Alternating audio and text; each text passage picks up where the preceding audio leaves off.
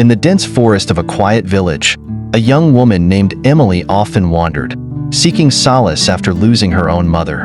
One fateful morning, as she sat by a babbling brook, she heard faint rustling behind her.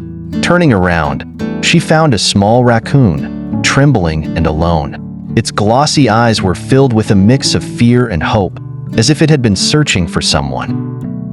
The raccoon hesitated, but eventually shuffled closer, clutching a fallen leaf like a precious offering. Emily noticed the creature was thin and frail, its fur slightly matted. She reached out gently, and to her surprise, it nestled into her hands as if it had found the warmth it desperately needed. After some time, Emily realized the raccoon had likely lost its mother. Its helplessness mirrored her own grief, and she felt an inexplicable bond forming. She whispered, "Don't worry, little one.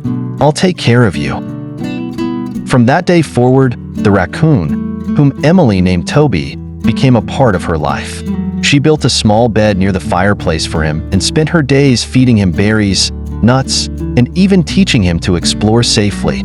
Toby followed her everywhere, mimicking her movements, his small paws trying to hold cups or pins just as she did. Toby brought laughter back into Emily's life.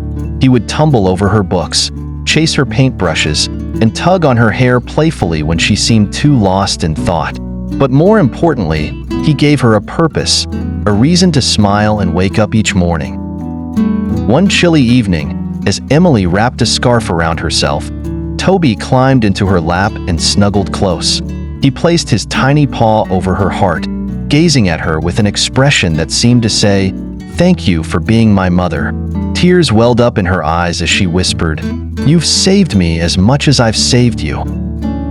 Together, they became each other's family, proving that love transcends species and that even in loss, new bonds can bring healing.